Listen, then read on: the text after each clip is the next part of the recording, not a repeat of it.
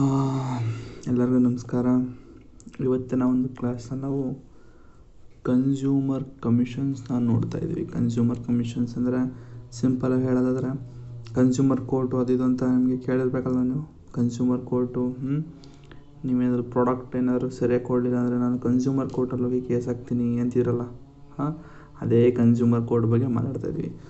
So last ಕ್ಲಾಸಲ್ಲಿ tribunals ಬಗ್ಗೆ ಚೆನ್ನಾಗಿ ಮಾತಾಡಿದ್ದೀವಿ. ಟ್ರಿಬ್ಯುನಲ್ಸ್ ಬಗ್ಗೆ ಡೀಟೇಲಾಗಿ ನೋಡಿದ್ದೀವಿ ಏನಿರುತ್ತೆ ಅಂತ. ಸೊ ಟ್ರಿಬ್ಯುನಲ್ಸ್ ನೋಡಿದರೆ, ಸೊ ಟ್ರಿಬ್ಯುನಲ್ಸ್ನ ಇನ್ನೊಂದು ಮುಖ ಅಂದರೆ ಇದೆ ಕನ್ಸ್ಯೂಮರು. ಓಕೆ, ಟ್ರಿಬ್ಯುನಲ್ಸ್ ಅಂತಂದರೆ ಈಗ ಅಡ್ಮಿನಿಸ್ಟ್ರೇಟಿವ್ ಮತ್ತು ಇನ್ನೊಂದು ಇದೆ ಅಂತ ಹೇಳಿದೆ ಅಲ್ವಾ. ಅಂದರೆ ನಿಮ್ಮ ಒಂದು ರಿಕ್ರೂಟ್ಮೆಂಟ್ ಪೋಸ್ಟ್ಗಳಾಗಿರ್ಬೋದು, ಇದ್ರ ಬಗ್ಗೆ ಕೇಸ್ ಹಾಕಬೇಕು ಅಂದರೆ ನೀವು ಟ್ರಿಬ್ಯುನಲ್ಸ್ಗೆ ಹೋಗ್ತೀರಾ. ಮತ್ತು ಇನ್ನೊಂದಿಷ್ಟು ಟ್ಯಾಕ್ಸ್ಗಳು ಅದು ಇದು ಇತ್ತು ಅಂದರೆ ಇನ್ನೊಂದು ಕಡೆ ಹೋಗ್ತೀರಾ ಅಂತ ಹೇಳಿದೆ, ಟ್ರಿಬ್ಯುನಲ್ಸ್ ಫಾರ್ ಅದರ್ ಮ್ಯಾಟರ್ಸ್ ಅಂತ. ಸೊ ಇಷ್ಟನ್ನು ಬಿಟ್ಟು ಬೇರೆ ಅಂದರೆ ಈಗ ಫುಡ್ ಸ್ಟಫ್ ಅಂತ ಹೇಳ್ಬೋದು. ಅಂದರೆ ಫುಡ್ ಸ್ಟಫ್ ಅಲ್ಲ, ಈಗ ನೋಡಿ ಫುಡ್ ಸ್ಟಫ್ ಅಂತಿದೆ. ಸೊ ಈಗ ಫುಡ್ ಸ್ಟಫಲ್ಲಿ ಏನಾದ್ರು ಆಯಿತು ಅಂತ ತಿಳ್ಕೊಳ್ಳಿ. ಸೊ ಅಂಥ ಟೈಮಲ್ಲಿ ನೀವು ಟ್ರಿಬ್ಯುನಲ್ಸ್ಗೆ ಹೋಗ್ತೀರಾ, ಜೊತೆಗೆ ಕನ್ಸ್ಯೂಮರ್ ಕೋರ್ಟ್ ಇದಕ್ಕೂ ಹೋಗ್ತೀರಾ. ಅಥವಾ ನಿಮಗೆ ಯಾವ್ದಾರೊಂದು ಪ್ರಾಡಕ್ಟ್ ಅಮೆಝಾನಲ್ಲಿ ಬುಕ್ ಮಾಡ್ತೀರಾ. ಸೊ ಮೊಬೈಲ್ ಬುಕ್ ಮಾಡ್ತೀರಾ, ಮೊಬೈಲ್ ತೆಗೆದ್ರೆ ನಿಮಗೆ ಸೋಪ್ ಬರುತ್ತೆ. ಯಾವುದು ಅರಸನ್ ಸೋಪು, ನೀಮಾ ಸೋಪು ಯಾವುದೋ ಬರುತ್ತೆ. ಸೊ ಅಂಥ ಟೈಮಲ್ಲಿ ನೀವು ಅಂದರೆ ಫ್ಲಿಪ್ಕಾರ್ಟ್ ಅವರಿಗೆ ನೀವು ಯಾವುದೋ ಅಮೆಝಾನ್ ಅಥವಾ ಫ್ಲಿಪ್ಕಾರ್ಟಲ್ಲಿ ಬುಕ್ ಮಾಡಿ, ಫ್ಲಿಪ್ಕಾರ್ಟ್ ಅವರು ರೆಫ್ಯೂಸ್ ಮಾಡಿದ್ರೆ, ಅಂದರೆ ರೀಪ್ಲೇಸ್ ಮಾಡೋದಕ್ಕೆ ರೆಫ್ಯೂಸ್ ಮಾಡಿದ್ರೆ ನೀವು ಅವ್ರ ಮೇಲೆ ಕೇಸ್ ಹಾಕ್ಬೋದು, ಆಯಿತಾ. ಸೊ ಅದ್ರ ಬಗ್ಗೆ ಯಾವ್ದು ಏನು ಇರುತ್ತೆ, ಯಾರಿದ್ದಾರೆ, ಹೆಂಗೆ ವರ್ಕ್ ಆಗುತ್ತೆ, ಯಾರು ಅಪಾಯಿಂಟ್ ಮಾಡ್ತಾರೆ, ನಮಗೆ ಇಷ್ಟು ಮಾತ್ರ ಗೊತ್ತಾದರೆ ಸಾಕು. ಅದು ವರ್ಕಿಂಗ್ ಬೇಡ ನಮಗೆ, ಆಯಿತಾ. ಕೇಸ್ ಎಲ್ಲೋಗುತ್ತೆ ಏನಾಗುತ್ತೆ ಅನ್ನೋದಕ್ಕಿಂತ ಯಾರು ಅಪಾಯಿಂಟ್ ಆಗಿದ್ದಾರೆ, ಏನೇನಿದೆ, ಸ್ಟ್ರಕ್ಚರ್ ಏನು ತಿಳ್ಕೊಂಡ್ರೆ ಸಾಕು ಎಕ್ಸಾಮ್ಗೆ. ಸೊ ಇದು ಮೇನ್ಸ್ ಟಾಪಿಕ್ಸ್ ಆಗಿರೋದ್ರಿಂದ ಇದ್ರ ಜೊತೆಗೆ ಇನ್ನೊಂದು ಸೆಪಾ ಅಂತ ಏನೋ ಬರುತ್ತೆ, CCPA 2019 ಅಂತ. ಸೊ ಅದ್ರ ಬಗ್ಗೆನೂ ಮಾತಾಡೋಣ ಲಾಸ್ಟಲ್ಲಿ. ಕೊನೆವರೆಗೂ ನೋಡಿ, ತುಂಬ ಇಂಪಾರ್ಟೆಂಟ್ ಆಗಿರುವಂತಹ ಟಾಪಿಕ್ ಇದಾಗಿದೆ. ಸೊ ಇನ್ನೂ ಯಾರು ಸಬ್ಸ್ಕ್ರೈಬ್ ಮಾಡಿದ್ರೆ ಬೇಗ ಸಬ್ಸ್ಕ್ರೈಬ್ ಮಾಡ್ಕೊಳ್ಳಿ. ಜೊತೆಗೆ ಟೆಲಿಗ್ರಾಮ್ ಚಾನಲ್ಗೆ ಜಾಯ್ನ್ ಆಗಿ. ನಾನು ಡೈಲಿ ಈಗ ಒಂದಷ್ಟು ನ್ಯೂಸ್ ಪೇಪರ್ಗಳನ್ನ ಹಾಕ್ತಾಯಿದ್ದೀನಿ, ಹಿಂದೂ ಮತ್ತು ಇಂಡಿಯನ್ ಎಕ್ಸ್ಪ್ರೆಸ್ಸು. ಅದು ಯು ಪಿ ಎಸ್ ಸಿಗೆ ಬೇಕಾದಂತಹ ಒಂದಷ್ಟು ಕೆಲವೊಂದು ಟಾಪಿಕ್ಸ್ಗಳು, ಇಂಪಾರ್ಟೆಂಟ್ ಟಾಪಿಕ್ಸ್ಗಳು, ಎಡಿಟೋರಿಯಲ್ ಪೇಜಸ್ಗಳು ಹಾಕ್ತಾಯಿದ್ದೀನಿ. ಸೊ ಯೂಸ್ ಆಗುತ್ತೆ ಅನ್ನೋ ಒಂದು ಕಾರಣಕ್ಕೆ ಜಾಯ್ನ್ ಆಗಿ. ಸೊ ಸಮ್ಮರಿ ಶೀಟ್ಗಳಿನ್ನೂ ಯಾರು ತೊಗೊಂಡಿಲ್ಲ ಅಂದರೆ ತೊಗೊಳ್ಳಿ. ತುಂಬ ಜನ ತೊಗೊಳ್ತಾ ಇದ್ದಾರೆ, ಟೆಲಿಗ್ರಾಮಲ್ಲಿ ಮೆಸೇಜ್ ಆಗ್ತಾಯಿದ್ದಾರೆ, ಚೆನ್ನಾಗಿದೆ ಸರ್ ಅಂತಿದ್ದಾರೆ. ಕನ್ನಡ ಕೂಡ ಕೇಳ್ತಾ ಇದ್ದಾರೆ, ಬಟ್ ಕನ್ನಡ ಟ್ರಾನ್ಸ್ಲೇಟ್ ಮಾಡಿದಾಗ ಅದು ಸ್ವಲ್ಪ ಬೇರೆ ಅರ್ಥಗಳು, ಸೆಂಟೆನ್ಸಲ್ಲಿ ಸ್ವಲ್ಪ ಅರ್ಥಗಳು ಬೇರೆ ಬರ್ತಾಯಿದೆ. ಸೊ ಆದಷ್ಟು ಇಂಗ್ಲೀಷಲ್ಲೇ ತೊಗೊಳ್ಳಿ. ಅರ್ಥ ಆಗಲಿಲ್ಲ ಅಂದರೆ ನಾನು ವೀಡಿಯೋನ ಇನ್ನೊಂದು ಸತಿ ನೋಡಿ ಇಂಗ್ಲೀಷಲ್ಲಿ ರಿವಿಷನ್ ಮಾಡ್ಕೊಳ್ಳಿ, ಆಯಿತಾ. ಕನ್ನಡ ಬೇಕೇ ಬೇಕು ಅಂತಂದರೆ ಯಾರು ಟ್ರಾನ್ಸ್ಲೇಟರ್ ಸಿಕ್ತು ಅಂತಂದರೆ ಅವ್ರ ಕೈಲಿ ನಾನು ಟ್ರಾನ್ಸ್ಲೇಟ್ ಮಾಡಿ ಮಾಡಿಸ್ತೀನಿ, ಸರಿನಾ. ಅಲ್ಲಿವರೆಗೂ ಸ್ವಲ್ಪ ವೆಯ್ಟ್ ಮಾಡಬೇಕಾಗ್ತದೆ. ಓಕೆ, ಕ್ಲಾಸ್ ಶುರು ಮಾಡೋಣ ಏನು ಅಂತ.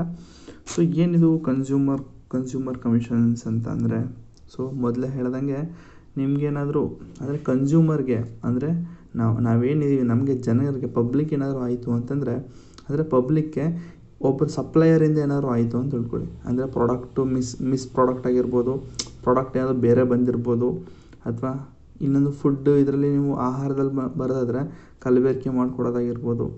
ಸೊ ಅದೇ ಥರ ಕೆಲವೊಂದು ಬೇರೆ ಫೀಲ್ಡ್ಗಳಲ್ಲಿ ಏನಾದರೂ ಆಯಿತು ಅಂದಾಗ ನಾವು ಈ ಕನ್ಸ್ಯೂಮರ್ ಕೋರ್ಟ್ಗಳ ಮೊರೆ ಹೋಗ್ತೀವಿ.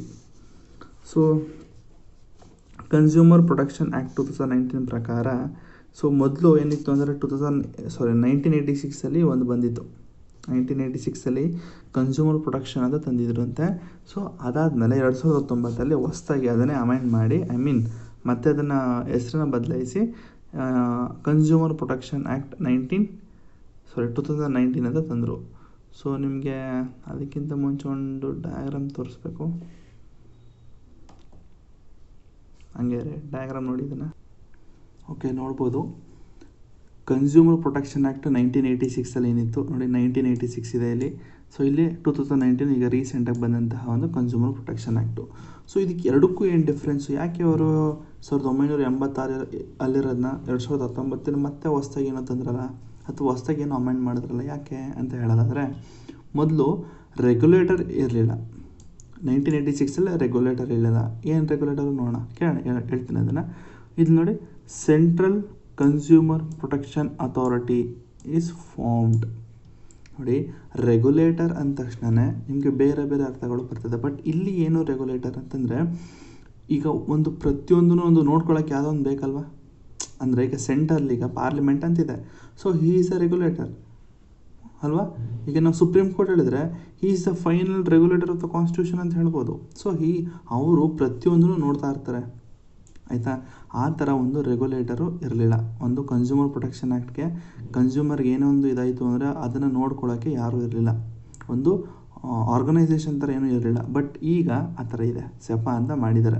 Next complaint could be filed in the consumer court where the seller office is located. ನೋಡಿ, ಎಲ್ಲಿ ಸೆಲ್ಲರ್, ಈಗ ನನಗೆ ಫ್ಲಿಪ್ಕಾರ್ಟಿಂದ ಏನೋ ಒಂದು ನನಗೆ ತೊಂದರೆ ಆಗಿದೆ ಅಂತ ತಿಳ್ಕೊಳ್ಳಿ, ಸರಿನಾ? ಫ್ಲಿಪ್ಕಾರ್ಟಲ್ಲಿ ಎಲ್ಲಿ ತೊಂದರೆ ಆಗಿದೆ ನಾನು ಅಲ್ಲೇ ಹೋಗ್ಬೇಕಾಗಿತ್ತಂತೆ. ಅಂದರೆ ನೋಡಿ, ಕನ್ಸ್ಯೂಮರ್ ಕೋರ್ಟ್ಗೆ ನಾವು ಏನು ಫೈಲ್ ಮಾಡ್ತೀವಿ ಕೇಸ್ನ, ಅದು ಎಲ್ಲಿ ಫೈಲ್ ಮಾಡಬೇಕು ಅಂದರೆ ಸೆಲ್ಲರ್ ಎಲ್ಲಿರ್ತಾರೋ ಅಲ್ಲೇ ಹೋಗ್ಬೇಕಂತೆ. ಈಗ ನಾನು ಯಾವುದೋ ಒಂದು ಬುಕ್ನ, ನಾನು ಅದೊಂದು ನೋಟ್ಸ್ನ ಏನೋ ಒಂದು ಆನ್ಲೈನಲ್ಲಿ ಬುಕ್ ಮಾಡ್ತೀನಿ ಅಂತ ತಿಳ್ಕೊಳ್ಳಿ. ಸೊ ಅದ್ರ ಆಫೀಸು ಎಲ್ಲಿದೆ ಅಂತಂದರೆ ತಮಿಳ್ನಾಡಲ್ಲಿದೆ. ಸೊ ಈಗ ನಾನು ಕನ್ಸ್ಯೂಮರ್ ಕೋರ್ಟ್ಗೆ ಏನಾದ್ರು ಫೈಲ್ ಮಾಡಬೇಕು, ಕೇಸ್ ಹಾಕಬೇಕು ಅಂತಂದರೆ ನಾನು ತಮಿಳ್ನಾಡಿಗೆ ಹೋಗ್ಬೇಕಾಗ್ತಿತ್ತು. ಸೊ ಬಟ್ ಈಗ ಹಂಗಲ್ಲ. ಸೊ ಇಲ್ಲಿ complaint can be filed in the consumer court where the complainant is resides for a work. Complainant ಅಂತಂದರೆ ನಾವೇನು ಕನ್ಸ್ಯೂಮರ್ಸ್ ಇದ್ದೀವಿ, ನಾವೆಲ್ಲಿದ್ದೀವೋ ಅಲ್ಲೇ ನಾವು ಆ ಒಂದು ಕಂಪ್ಲೇಂಟ್ನ ರಿಜಿಸ್ಟರ್ ಮಾಡ್ಬೋದು. ಈಗ ನಾನು ಮೈಸೂರಲ್ಲಿದ್ದೀನಿ, ಈಗ ನಾನು ಮೈಸೂರಲ್ಲಿ ಇದು ಮಾಡಿದ್ರೆ ಅವರೇ ಬಂದು, ಯಾರೋ ಪಬ್ಲಿಷರ್ ಯಾರು ಇರ್ತಾರೆ, ಸೆಲ್ಲರ್ಸ್ ಇರ್ತಾರಲ್ಲ, ಅವರು ಇಲ್ಲಿಗೆ ಬಂದು ಕೇಸ್ನ ಅವರು ವಾದ ಮಾಡ್ತಾರೆ, ಸರಿನಾ? ಜೊತೆಗೆ ನೋ ಪ್ರಾವಿಷನ್ಸ್, ನೋಡಿ, no provisions consumer could not approach a civil court but not a consumer court. ನೋಡಿ, ಮೊದಲು ಪ್ರಾವಿಷನ್ನೇ ಇರಲಿಲ್ಲ. ಅಕಸ್ಮಾತು ನಿಮ್ಗೇನಾದರೂ ಒಂದು ಇದ್ರ ಹೇಳಿದ್ನಲ್ಲ, ಫ್ಲಿಪ್ಕಾರ್ಟಲ್ಲಿ ಬುಕ್ ಮಾಡಿ ನಿಮ್ಗೇನಾದರೂ ಮೊಬೈಲ್ ಬದಲು ಸೋಪ್ ಬಂದಾಗ ನೀವು ಸಿವಿಲ್ ಕೋರ್ಟ್ಗೆ ಹೋಗಬೇಕಾಗಿತ್ತು ಮೊದಲು. ಕನ್ಸ್ಯೂಮರ್ ಕೋರ್ಟ್ ಅಂತ ಎಕ್ಸ್ಟ್ರಾ ಇಲ್ಲ, ಎಲ್ಲ ಸಿವಿಲ್ ಕೋರ್ಟ್ ಮಾಡಿಬಿಟ್ಟು ಸಿವಿಲ್ ಕೋರ್ಟ್ಗೆ ಹೋಗಿ ಅಂತ ಹೇಳ್ತಾಯಿದ್ರು. ಬಟ್ ಈಗ ಹಂಗಲ್ಲ. ಈಗ ನಾವು ನೋಡಿ, consumer can seek a compensation for harm caused by the product or service. Example ಹೇಳೋದಾದರೆ ಫೇರ್ ಆ್ಯಂಡ್ ಲವ್ಲಿ, ಅಡ್ವರ್ಟೈಸಲ್ಲಿ ತೋರಿಸ್ತಾರಲ್ಲ ಬೆಳ್ಳಗಾಗ್ತಾರೆ ಅಂತ, ಹಾಕಿದ ತಕ್ಷಣ ಒಂದು ವಾರ ಹಾಕಿದ ತಕ್ಷಣ ಏನು ಸೂರ್ಯದ ಬಿದ್ದ ತಕ್ಷಣ ಅಲ್ಲೇ ನೋಡಿ 90 ಡಿಗ್ರಿ ರಿಫ್ಲೆಕ್ಟ್ ಆಗಿಬಿಡುತ್ತೆ ಲೈಟು, ಅಷ್ಟೊಂದು ವೈಟ್ ಇರ್ತಾರಂತೆ. ಸೊ ಆ ಥರ ಇದ್ದಾಗ ನೀವು ಆ ಒಂದು ಪ್ರಾಡಕ್ಟ್ ಮೇಲೆ ನೀವು ಕಾಂಪನ್ಸೇಷನ್ ಕೇಳ್ಬೋದು. ಈಗ ರೀಸೆಂಟಾಗಿ ಬಂದಿರೋದು 2019 ಆ್ಯಕ್ಟ್ ಅಲ್ಲಿ ಈ ಒಂದು ಪ್ರಾವಿಷನ್ಸ್ ಇದೆ. ಮೊದಲು ಆ ರೀತಿ ಇರಲಿಲ್ಲ, ನೀವು ಸಿವಿಲ್ ಕೋರ್ಟ್ ಹೋಗಬೇಕಾಯಿತು. ಈಗ ಆ ಥರ ಏನಿಲ್ಲ, ನೀವು ಡೈರೆಕ್ಟಾಗಿ ಕನ್ಸ್ಯೂಮರ್ ಕೋರ್ಟ್ಗೆ ಹೋಗಿ ಜೊತೆ ಕಾಂಪನ್ಸೇಷನ್ ಕೇಳ್ಬೋದು. ಜೊತೆಗೆ ಇಲ್ಲಿ ಒಂದೊಂದು ಡಿಸ್ಟಿಕಲ್ಲಿ ಒಂದೊಂದು ಕನ್ಸ್ಯೂಮರ್ ಕೋರ್ಟು, ಸ್ಟೇಟಲ್ಲಿ ಒಂದು ಕನ್ಸ್ಯೂಮರು, ನ್ಯಾಷನಲ್ಲಿ ಒಂದು ಕನ್ಸ್ಯೂಮರ್ ಕೋರ್ಟ್ ಇದೆ. ಸೊ ಇಲ್ಲೂ ಕೂಡ ಇದೆ.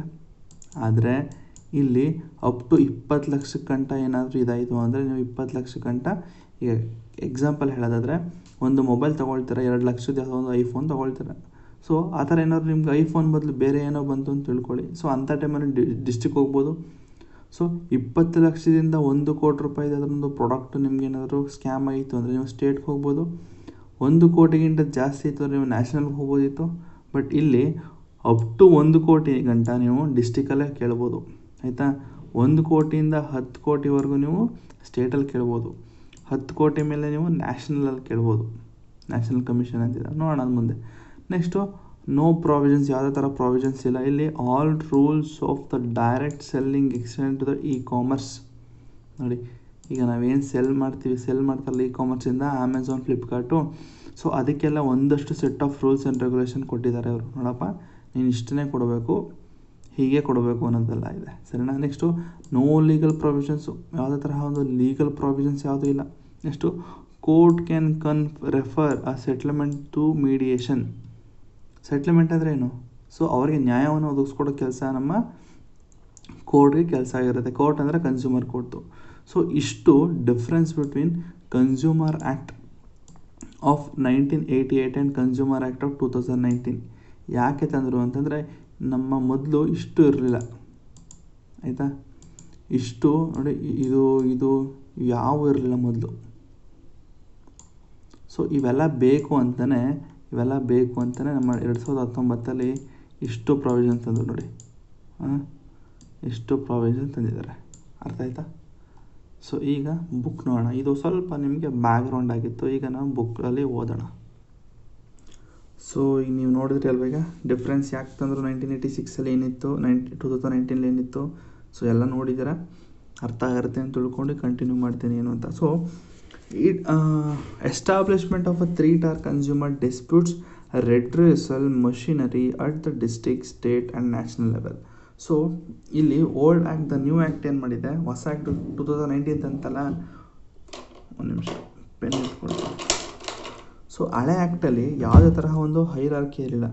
ಸೊ ಡಿಸ್ಟ್ರಿಕ್ಕು, ಸ್ಟೇಟು, ನ್ಯಾಷನಲ್ ಅಂತ ಇರಲಿಲ್ಲ. ಬಟ್ ಈಗ ದ ನ್ಯೂ ಆ್ಯಕ್ಟು 2019 ಅಂತ ಏನು ತಂದಿದ್ದಾರಲ್ಲ, ಈ ಆ್ಯಕ್ಟಲ್ಲಿ ಒಟ್ಟು 3-tier consumer dispute redressal machinery ಇದೆಯಂತೆ.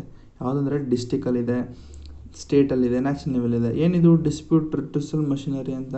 ಸೊ ಇದು ನಿಮ್ಗೆ ಗೊತ್ತಾಗುತ್ತೆ. ಡಿಸ್ಪ್ಯೂಟ್ಸ್ ಅಂದರೆ ನಿಮ್ಮ ಒಂದು ಕೇಸ್ಗಳಿದೆಯಲ್ಲ, ಐ ಮೀನ್ ಈಗ ನಾನು ಹೇಳಿದೆ ಒಂದಷ್ಟು ಪ್ರಾಡಕ್ಟ್ಗಳು up to 1 crore, up to 10 lakhs.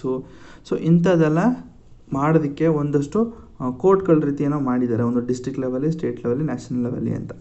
So next the district commission, these are called as district consumer dispute redressal commission ಅಂತ ಕರೀತಾರೆ.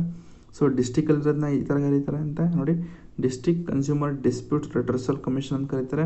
ಸ್ಟೇಟಲ್ಲಿರೋದನ್ನ the state consumer dispute redressal commission ಅಂತಾರೆ. And the ನ್ಯಾಷನಲ್ಗೆ national consumer dispute redressal commissions ಅಂತ ಹೇಳ್ತಾರಂತೆ. So ನಾವು ಸಿಂಪಲ್ಲಾಗಿ ನಾವು district commission, national commission ಮತ್ತು ಸ್ಟೇಟ್ ಕಮಿಷನ್ ಅಂತ ಹೇಳ್ತೀವಿ. ಸೊ ಇದೊಂದು ಕ್ವಾಸಿ ಜುಡಿಷಿಯಲ್ ಬಾಡೀಸ್ ಆಗಿದೆ. ಸೊ ಇದನ್ನೆಲ್ಲ ಏನು ಅಂತ ನಾನು ಪಾರ್ಲಿಮೆಂಟಲ್ಲಿ ಹೇಳ್ತೀನಿ, ಕ್ವಾಸಿ ಜುಡಿಷಿಯಲ್ ಅಂದ್ರೇನು. ಸೊ ಈಗ ಕೆಲವೊಂದಿದೆ, ನಾನು ಅದನ್ನು ಹೇಳ್ತೀನಿ, ಡೀಟೇಲಾಗಿ ಹೇಳ್ತೀನಿ, ತಲೆ ಕೆಡ್ಸ್ಕೊಬೇಡಿ. ಸೊ ಜಸ್ಟ್ ಇದನ್ನು ಕ್ವಾಸಿ ಜುಡಿಷಿಯಲ್ ಅಂತ ತಿಳ್ಕೊಳ್ಳಿ, ಆಯಿತಾ. ಪಾರ್ಲಿಮೆಂಟ್ ಮಾಡ್ಬೇಕಾದ್ರೆ ಡೀಟೇಲಾಗಿ ನೋಡ್ಬೇಡಿ. ಪಾರ್ಲಿಮೆಂಟಲ್ಲಿ ಕೆಲವೊಂದು ಟಾಪಿಕ್ ಸ್ಕಿಪ್ ಮಾಡಿರೋದನ್ನ ನಾನು ಪಾರ್ಲಿಮೆಂಟಲ್ಲಿ ಕವರ್ ಮಾಡ್ತೀನಿ, ಆಯಿತಾ.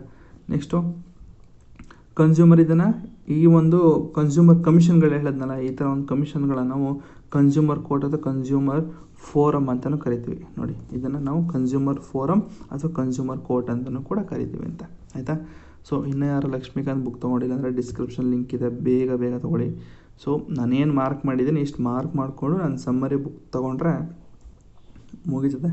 600 ರೂಪಾಯಿ ಇದೊಂದು ಬುಕ್ಕು, 600 ರೂಪಾಯಿ 700 ರೂಪಾಯಿದ ಲಕ್ಷ್ಮೀಕಾಂತ್ ಬುಕ್ಕು ತೊಗೊಳ್ಳಿ. ಸೊ ನಂದೊಂದು ಸಮ್ಮರಿ ಶೀಟ್ಗಳೆಲ್ಲ ಸೇರಿಸಿ ಒಂದು 100 ರೂಪಾಯಿ ಆಗುತ್ತೆ, ತೊಗೊಳ್ಳಿ.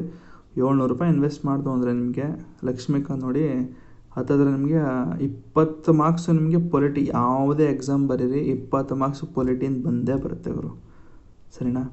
ಡಿಸೆಂಬರ್ ಒಳಗಡೆ ಮುಗಿಸ್ತೀನಿ ಅಂತ ಹೇಳಿದ್ದೀನಿ, ಮುಗೀತದೆ, ತಲೆ ಕೆಡಿಸ್ಕೋಬೇಡಿ.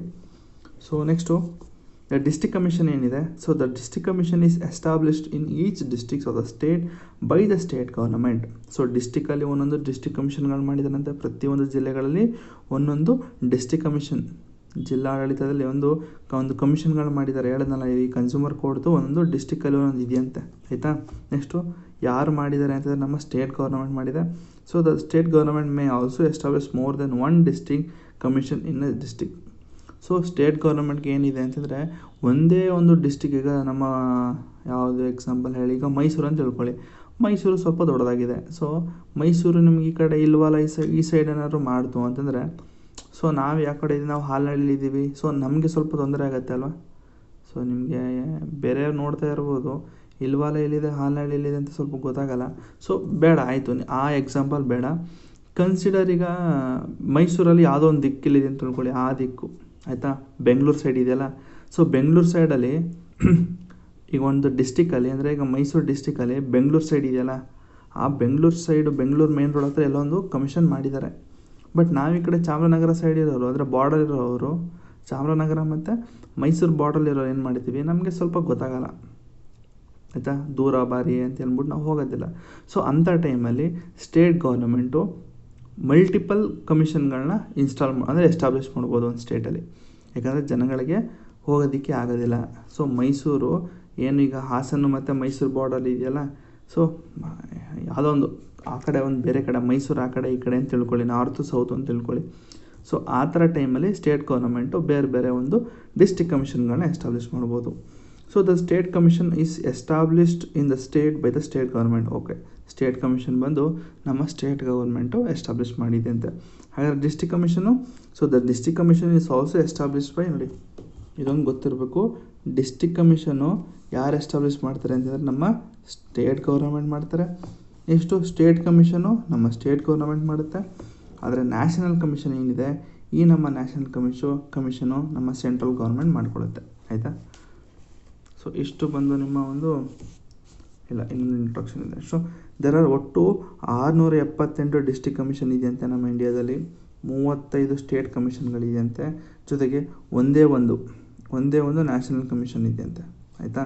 ಸೊ ಈ ನ್ಯಾಷನಲ್ ಕಮಿಷನ್ ಯಾವಾಗ ಬಂತು ಅಂದರೆ 1988 ಅರ್ಥ ಆಯ್ತಾ. Okay. So next national consumer dispute redressal commission ಯಾವುದು ಮೊದಲನೇದು. ನ್ಯಾಷನಲ್ ನೋಡ್ತೀವಿ, ನೆಕ್ಸ್ಟು ಸ್ಟೇಟ್ ಕಮಿಷನ್ ನೋಡ್ತೀವಿ, ಅದಾದಮೇಲೆ ಡಿಸ್ಟ್ರಿಕ್ಟ್ ನೋಡ್ತೀವಿ, ಸರಿನಾ. ಈಗ ನ್ಯಾಷನಲ್ ಬಗ್ಗೆ ಹೇಳೋದಾದರೆ ಈ ನ್ಯಾಷನಲ್ ಕಮಿಷನಲ್ಲಿ ಯಾರು ಇರ್ತಾರೆ ಅಂತಂದರೆ ಒಬ್ಬರು ಪ್ರೆಸಿಡೆಂಟ್ ಇರ್ತಾರಂತೆ, ಅಧ್ಯಕ್ಷರು ಇರ್ತಾರೆ. ಸೊ ಪ್ರೆಸಿಡೆಂಟ್ ಅಂದ ತಕ್ಷಣ ರಾಷ್ಟ್ರಪತಿ ಅಂತ ತಿಳ್ಕೊಬೇಡಿ.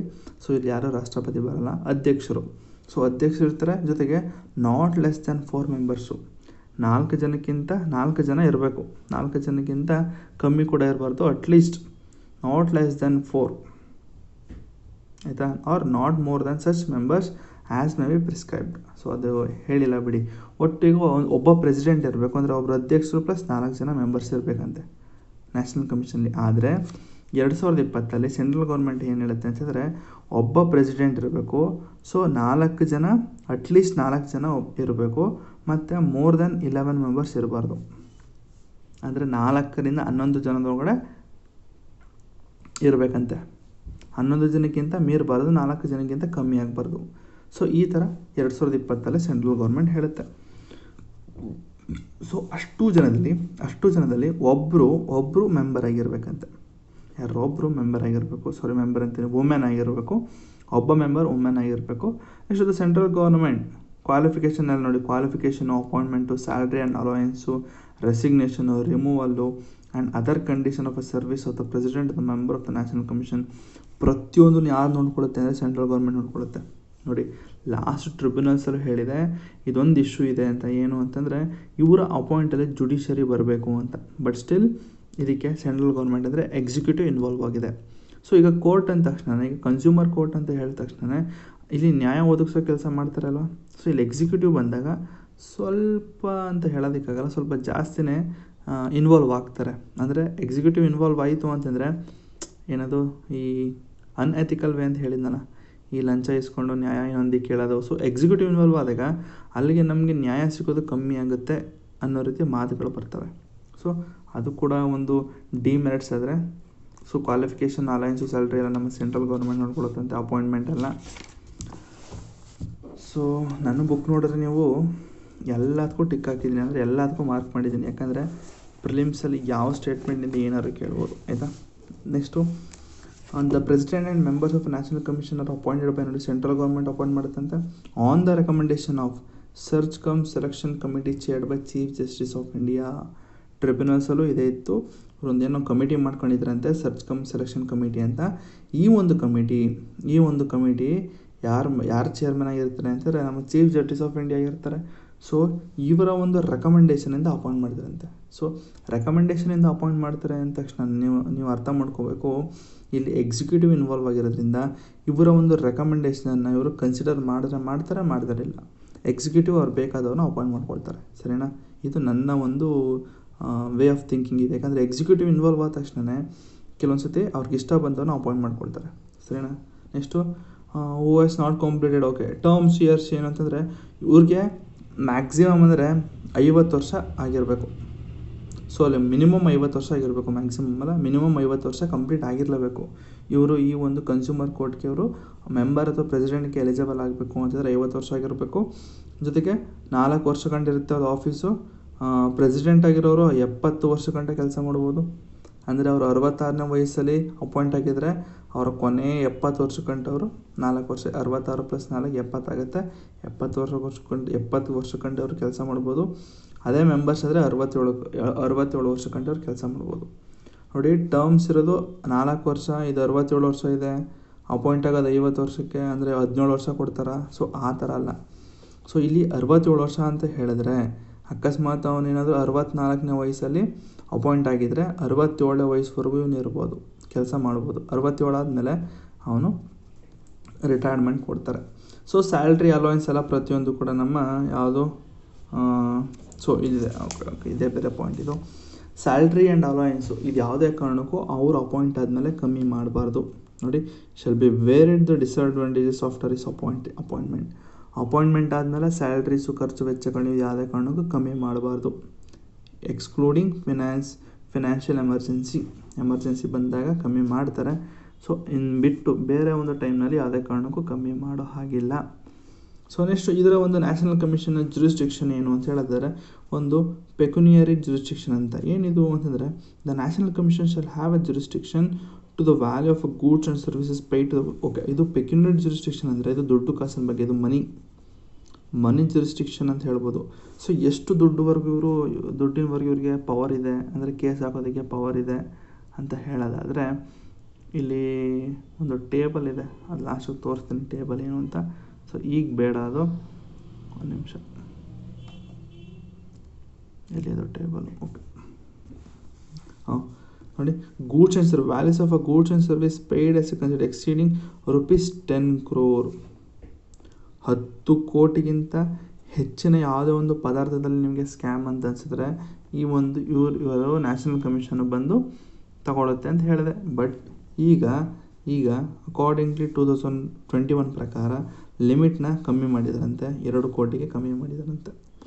2 ಕೋಟಿಗಂಟ ಕಮ್ಮಿ ಮಾಡಿದ್ದಾರೆ, ಆಯಿತಾ. 2 ಕೋಟಿ ಮೇಲೆ ಏನೇ ಆದರೂ ಕೂಡ ಇವರು 2 ಕೋಟಿ ಗಂಟೆ ಇವರು ಏನದು ಕೇಸ್ಗಳನ್ನ ಹಾಕ್ಬೋದಂತೆ ನೀವು ಕನ್ಸ್ಯೂಮರ್ಸು. ಸೊ ಇದು ಮನಿ ಬಗ್ಗೆ ಆಯಿತು. ಸೊ ನೆಕ್ಸ್ಟ್ ಆಪಲೇಟ್ ಜುರಿಸ್ಡಿಕ್ಷನ್ ಅಂದರೆ ಹೇಳಿದ್ದೀನಿ, ಅಪೀಲ್ ಮಾಡೋದು. ಲೋವರ್ ಕೋರ್ಟಿಂದ ನಿಮ್ಗೆ ಏನಾದರೂ ನ್ಯಾಯ ಸಿಕ್ಕಲಿಲ್ಲ ಅಂದರೆ ನೀವು ಹೈಯರ್ ಕೋರ್ಟ್ಗೆ ಹೋಗ್ಬೋದು ಅಂತ ಹೇಳಿದ್ದೀನಿ. ಸೊ ಇಲ್ಲೂ ಕೂಡ ಇದೆ, the national commission have a jurisdiction to the entertain appeal against the order of any state commission.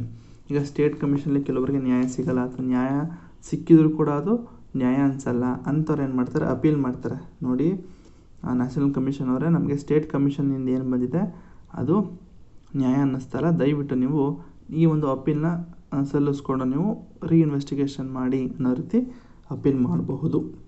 So ಯಾವಾಗ ಅಂತಂದರೆ within 30 days of a day of order for state commission ಅವರು ಆರ್ಡರ್ ಕೊಟ್ಟು 30 ದಿನದೊಳಗಡೆ ಅವರು ಹೋಗಿ ಅಪೀಲ್ ಮಾಡಬೇಕು.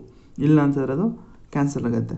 ಆದರೂ ಕೂಡ ನ್ಯಾಷನಲ್ ಕಮಿಷನು ಕೆಲವೊಂದು ಟೈಮಲ್ಲಿ 30 ದಿನ ಆಗಿದರೂ ಕೂಡ ಆ ಒಂದು ಅಪೀಲ್ನ ಸ್ವೀಕಾರ ಮಾಡುತ್ತೆ. ಅಂತಂದರೆ ಯಾರು ಆ ಒಂದು ಅಪೀಲ್ನ ಮಾಡ್ತಾ ಇದ್ದಾರೋ, ಈಗ ಕನ್ಸಿಡರ್, ಈಗ ನನಗೆ ಏನೋ ಸ್ಕ್ಯಾಮ್ ಆಗಿದೆ ಅಂತ ತಿಳ್ಕೊಳ್ಳಿ, ಮೊಬೈಲ್ ಸ್ಕ್ಯಾಮ್ ಏನೋ ಆಗಿದೆ, 2 ಲಕ್ಷ ರೂಪಾಯಿ ಕೊಟ್ಟಿದ್ದೀನಿ, ಬಟ್ ನನಗೆ ಮೊಬೈಲ್ ಕೊಟ್ಟಿಲ್ಲ, ಮೊಬೈಲ್ ಬದಲು ನನಗೆ ಸೋಪ್ ಬಂದಿದೆ ಅಂತ ತಿಳ್ಕೊಳ್ಳಿ.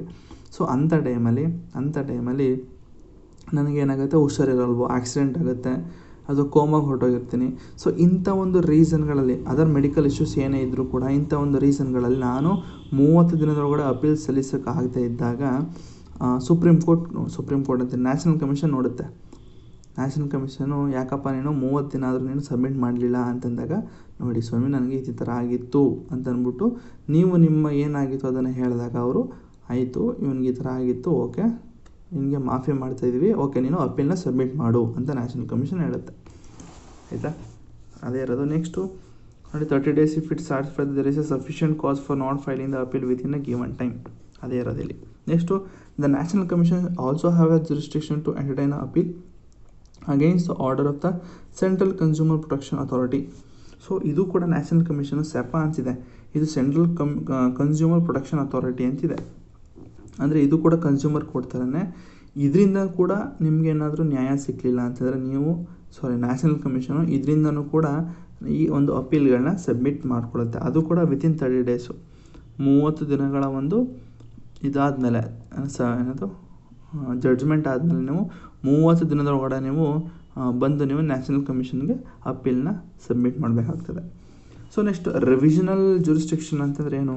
So shall have a jurisdiction to call for the record and pass appropriate order in any consumer disputes if the state commission okay.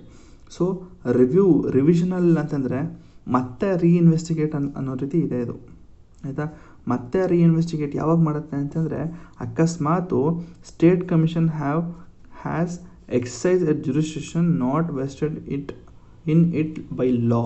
ಅಕಸ್ಮಾತು ಯಾವಾಗ ಈ ಒಂದು ರಿವಿಷನಲ್ ಜುರಿಸ್ಡಿಕ್ಷನ್ನ ಅಥವಾ ಇನ್ನೊಂದು ಸತಿ ನಾನು ಅಂದರೆ ಈಗ ನಿಮಗೆ ಈಸಿಯಾಗಿ ಹೇಳೋದಾದರೆ ಕೆಲವೊಂದು ಸತಿ ಸ್ಟೇಟ್ ಕಮಿಷನ್ಗಳಲ್ಲಿ ಅದೇ ಹೇಳಿದ್ನಲ್ಲ, ನ್ಯಾಯ ಕೊಟ್ಟಿದ್ರು ಕೂಡ ನಿಮಗೆ ಅದು ನ್ಯಾಯ ಅಂತ ಅನ್ನಿಸ್ತಾ ಇದ್ದಾಗ ಇವರು ರಿವಿಷನಲ್ ಜುರಿಸ್ಡಿಕ್ಷನ್ನ ಯೂಸ್ ಮಾಡಿ ಇನ್ನೊಂದು ಸತಿ ರಿವಿಷನ್ ಮಾಡುತ್ತೆ. ಏನರಪ್ಪ ಏನು ಕೊಟ್ಟಿದ್ದೀರಾ ಕೊಡಿ, ನಾನು ನಿಮಗೆ ನ್ಯಾಯ ಕೊಡ್ತೀನಿ ಕೊಡಿ ಅಂತ ಅಂದ್ಬಿಟ್ಟು ನ್ಯಾಷನಲ್ ಕಮಿಷನ್ ಇಸ್ಕೊಳ್ಳುತ್ತೆ ಸ್ಟೇಟ್ ಕಮಿಷನಿಂದ. ಸೊ ಅಂಥ ಟೈಮಲ್ಲಿ ಯಾವ ಟೈಮಲ್ಲಿ ಇಸ್ಕೊಳ್ಳುತ್ತೆ ಅಂತಂದರೆ, ಅಕಸ್ಮಾತ್ ಸ್ಟೇಟ್ ಕಮಿಷನ್ಗೆ ಆ ಒಂದು ಜುರಿಸ್ಡಿಕ್ಷನ್ ಇಲ್ಲ ಅಂತಂದಾಗ, ನಿಮಗೆ ಆ ಒಂದು ನ್ಯಾಷನಲ್ ಕಮಿಷನ್ ಇಸ್ಕೊಳ್ಳುತ್ತೆ. ಜೊತೆಗೆ state commission as fail to exercise its jurisdiction. ಅಕಸ್ಮಾತ್ ಸ್ಟೇಟ್ ಕಮಿಷನು ಆ ಒಂದು ಕೆಲಸ ಮಾಡದೇ ಇದ್ದಾಗ,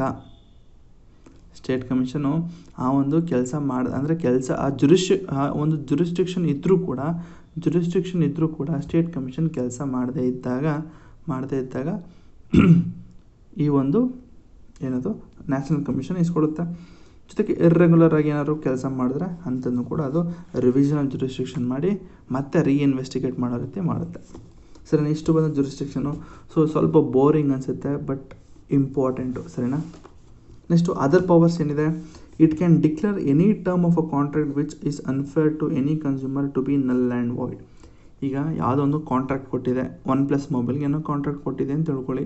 ಸೊ ಆ ಕಾಂಟ್ರಾಕ್ಟ್ ಪ್ರಕಾರ ಇಷ್ಟು ವರ್ಷ ನಾನು ಇಂಡಿಯಾದಲ್ಲಿ ಇರ್ತೀನಿ, ನನ್ನ ಕನ್ಸ್ಯೂಮರ್ಗಳಿಗೆ ನಾನು ಹೆಲ್ಪ್ ಮಾಡ್ತೀನಿ, ವ್ಯಾಲ್ಯೂ ಫಾರ್ ಮನಿ ಇರೋ ಪ್ರಾಡಕ್ಟ್ಗಳನ್ನ ಕೊಡ್ತೀನಿ ಅಂತ ಹೇಳಿರುತ್ತೆ OnePlus. ಬಟ್ ಈಗ ಗ್ರೀನ್ ಲೈನ್ ಎಲ್ಲ ಬರ್ತಾಯಿದೆ. ಸೊ ಅಂಥ ಟೈಮಲ್ಲಿ ಕನ್ಸ್ಯೂಮರ್ಗೆ ಏನಾದರೂ ಇದಾದಾಗ ಆ ಒಂದು ಕಾಂಟ್ರಾಕ್ಟ್ನ ಕ್ಯಾನ್ಸಲ್ ಮಾಡುತ್ತೆ ಈ ಒಂದು ಕನ್ಸ್ಯೂಮರ್ ಕೋರ್ಟು. ನೋಡಪ್ಪ OnePlus, ನೀನು ನಿನ್ನ ಒಂದು ಕನ್ಸ್ಯೂಮರ್ಗೆ ನೀನು ಸರಿಯಾಗಿ ಇದು ಮಾಡ್ತಾರ, ನಿನ್ನ ಒಂದು ಕಾಂಟ್ರಾಕ್ಟ್ನ ಕ್ಯಾನ್ಸಲ್ ಮಾಡ್ತಾಯಿದ್ದೀವಿ, ನೀವು ಮತ್ತೆ ವಾಪಸ್ಸು ಚೈನಾಗೆ ಹೊರಟೋಗು. ಗೊತ್ತಿರಲಿ, OnePlus ಚೈನಾ ಮೊಬೈಲು. ಯಾರೋ ಹೇಳ್ತಿರ್ತಾರೆ, ಇಲ್ಲ ಇದು US ಮೊಬೈಲ್, UK ಮೊಬೈಲ್ ಅಂತಿರ್ತಾರಲ್ಲ, ಅಲ್ಲ ಗುರು, ಇದು China mobile, OnePlus. So next, shall have a power to review any of the order passed by it if there is an error apparent on the face of the record. ಅಕಸ್ಮಾತು ಅವರೇ ಕೊಟ್ಟಂತಹ ಜಡ್ಜ್ಮೆಂಟ್ಗಳನ್ನ, ಯಾರೋ national ಕಮಿಷನ್ನೇ ಕೊಟ್ಟಂತಹ ಜಡ್ಜ್ಮೆಂಟ್ಗಳನ್ನ ಅವರು ಮತ್ತೆ ರೀಇನ್ವೆಸ್ಟಿಗೇಟ್ ಮಾಡ್ತಾರೆ, ಮತ್ತೆ review ಮಾಡ್ತಾರೆ ವಾಪಸ್ ಇನ್ನೊಂದ್ಸತಿ. ಯಾಕಂತಂದರೆ ಕೆಲವೊಂದು ಎರರ್ ಒಂದ್ಸತಿ ಬಂದ್ಬಿಡುತ್ತೆ. ಕೆಲವೊಂದ್ಸತಿ ಜಡ್ಜ್ಮೆಂಟ್ ಕೊಟ್ಟಿರಬೇಕಾದ್ರೆ ಕೆಲವೊಂದ್ಸತಿ ಎರರ್ಗಳು ಇದ್ದೇ ಇರುತ್ತೆ. ಸೊ ಅಂಥ ಎರರ್ನ ಸಾರ್ಟ್ ಮಾಡೋದಕ್ಕೆ ಅವರು ಮತ್ತೆ ರಿವ್ಯೂನ ಮಾಡಬಹುದು. ನೆಕ್ಸ್ಟು 3ನೇ point, an order is passed by the national commission ex parte, the aggrieved party may make an application to the commission for the setting aside such order. ಈಗ ಕೆಲವೊಂದು ಸತಿ ಏನಾಗುತ್ತೆ ಅಂತಂದರೆ, ಈಗ ಕನ್ಸಿಡರ್ ನೀವು ಕೋರ್ಟ್ಗೆ ಹೋಗ್ತೀರಾ, ನೋಡಿ ಸ್ವಾಮಿ ನಮಗೆ ಮೊಬೈಲ್ ಬದಲು ಸೋಪ್ ಬಂದಿದೆ ಅಂತ ಹೇಳ್ತೀರಾ. ಹೌದಾ, ತೋರಿಸಿ ಅಂತಾರೆ. ನೀವು ತೋರಿಸ್ತೀರಾ, ಮೊಬೈಲ್ ನೋಡಿ ಸ್ವಾಮಿ, ಮೊಬೈಲೆಲ್ಲ ಐತೆ, ಸೋಪ್ ಇದೆ ನೋಡಿ, ಅರಸನ್ ಸೋಪ್ ಇದೆ ಅಂತ ತೋರಿಸ್ತೀರ ನೀವು. ಸೊ ನೆಕ್ಸ್ಟ್ OnePlus ಮೊಬೈಲ್ ಅವರು ಕರೆಸ್ತಾರೆ, ಏನರಪ್ಪ ನಿಮ್ಮ ಮೊಬೈಲ್ನ ಎಲ್ಲಿ ಮೊಬೈಲ್ ಕೊಡಿ ಅಂತಂದರೆ ನೀವು ಸೋಪ್ ಕೊಟ್ಟಿದ್ದೀರಲ್ಲ ಅಂತ ಅಂದ್ಬಿಟ್ಟು ಕೋರ್ಟ್ ಕೇಳುತ್ತೆ. ಆಗ ಅವನೇನಂತಾರೆ ಅಂತಂದರೆ, ಹೌದು ಸ್ವಾಮಿ, ನಾನು ಮೊಬೈಲ್ನೇ ಕೊಟ್ಟು ಕಳಿಸಿದ್ದು, ಬಟ್ ಈ ಮಧ್ಯದಲ್ಲಿ ಡೆಲಿವರಿ ಮಾಡಬೇಕಾದ್ರೆ ಏನಾಗ್ತದೆ, ಡೆಲಿವರಿ ಬಾಯ್ಸನ್ನು ಎಕ್ಸ್ಚೇಂಜ್ ಮಾಡಿದ್ದಾರೆ.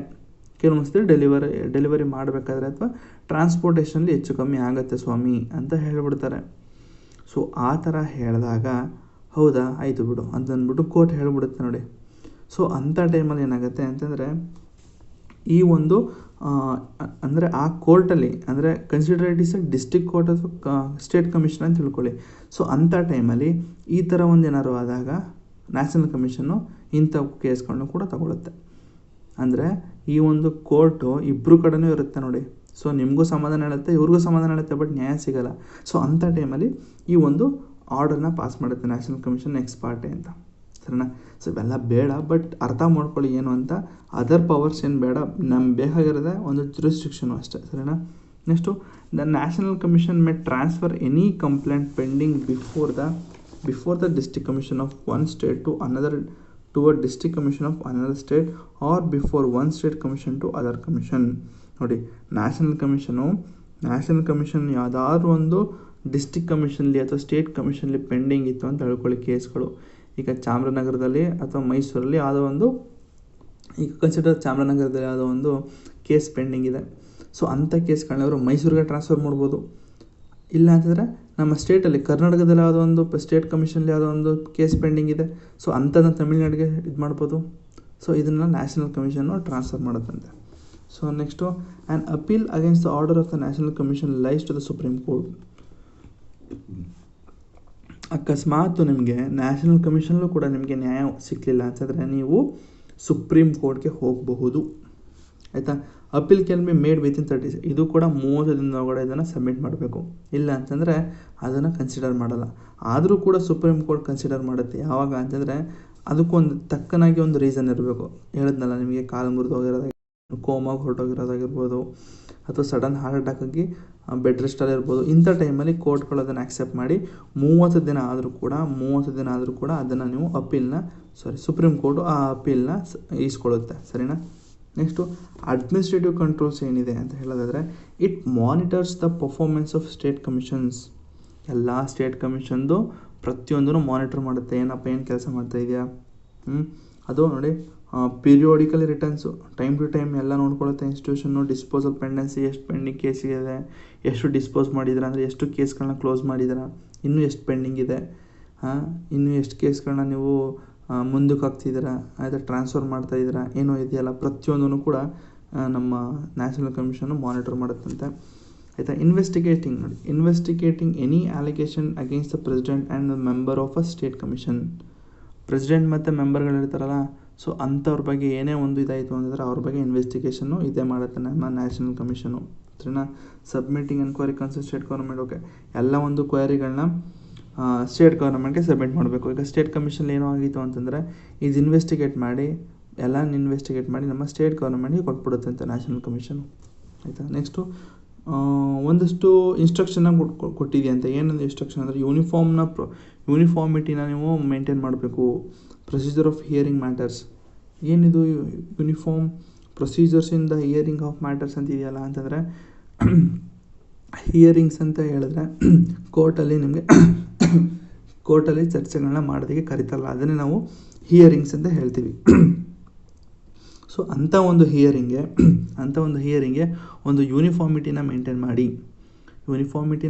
ಮಾಡಿ ಅಂತಂದರೆ, ಕರೆಕ್ಟ್ ಟೈಮ್ಗೆ ಇಲ್ಲಿಂದ ಇಷ್ಟು ಟೈಮ್ಗೆ ಏನೋ ಒಂದು ಕೇಸಸ್ಗಳನ್ನು ಡಿಸ್ಕಸ್ ಮಾಡಬೇಕು. ಆಯಿತಾ. ಈ ಒಂದು ಇನ್ವೆಸ್ಟಿಗೇಷನ್ಗೆ ರಿಪೋರ್ಟ್ಗಳನ್ನ ಸಬ್ಮಿಟ್ ಮಾಡಬೇಕು.